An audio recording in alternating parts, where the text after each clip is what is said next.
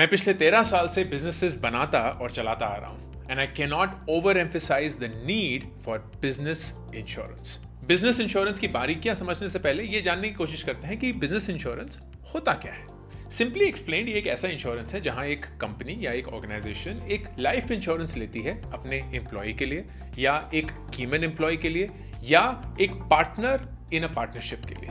And purpose insurance वाला ही है, to protect you against any unforeseen event. In other words, business insurance is taken by commercial enterprises to protect them against any financial or business risk that they cannot anticipate but could happen. ताकि the most important objective, business continuity, is never hampered. क्योंकि company का सबसे important resource उसके लोग होते हैं, यही business insurance अक्सर कंपनीज अपने लोगों के लिए लेती है to insure that there is minimal financial risk and maximum business continuity. अब इसी से एक सवाल उठता है कि क्या हमें बिजनेस इंश्योरेंस की जरूरत है भी या नहीं। सरकार ने एमएसएमईज, जो कि micro, small and medium enterprises हैं, बेसिकली छोटे स्केल की ऑर्गेनाइजेशंस, उनके लिए बहुत सारी स्कीम्स एंड इंसेंटिव्स अनाउंस करी हैं to take care of them. There is access to credit, there is access to tech, there is access to marketplace, and there is ease of doing business. अब इसके चलते there are over 6.39 crore MSMEs in India, जो कि पूरी दुनिया में China के बाद सेकेंड हाईएस्ट नंबर है। Of these, only 58.26 lakh MSMEs were registered as of 30th November 2021. लेकिन ये MSMEs बहुत बड़े कंट्रीब्यूटर हैं।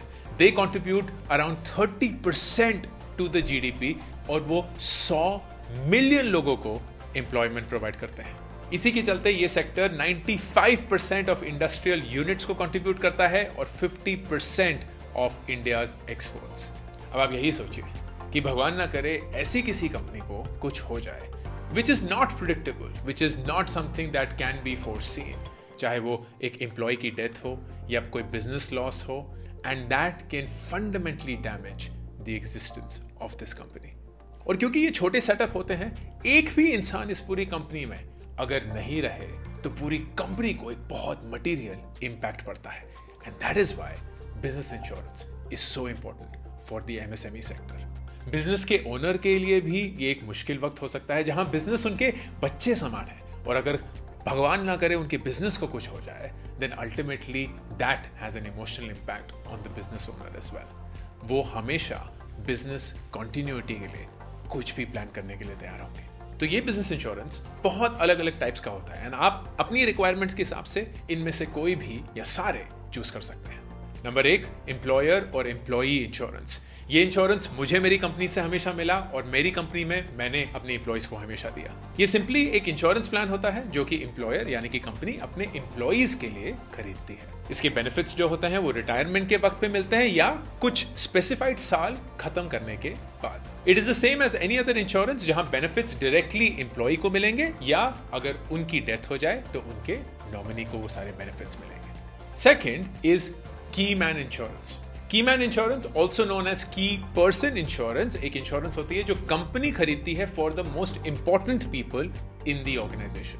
ये की पर्सन वो इंसान है जो जरूरी है इस बिजनेस के कंटिन्यूटी के लिए। इस केस में इंश्योरेंस जो है वो कंपनी अप्लाई करती है, वो प्रीमियम भरती है, और अगर भगवान न करे की मैन को कुछ हो जाए तो कंपनी को उसके बेनिफिट्स मिलते हैं। Third is partnership insurance. एक पार्टनरशिप फर्म की पार्टनर्स को ये इंश्योरेंस प्रोवाइड करती है the right to take over the company from the legal heirs of the deceased partner.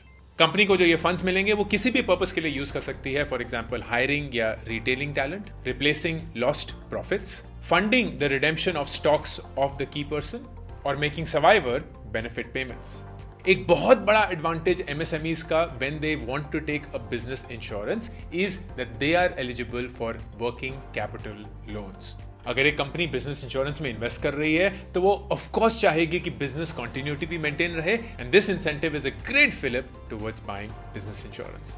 Towards the end एक बहुत ही रिलेटेबल सिनेरियो के बारे में बात करेंगे, जिसके थ्रू मैं बिजनेस इंश्योरेंस के इंपॉर्टेंस और इम्पैक्ट को आप सब लोगों के सामने रखने की कोशिश करूंगा।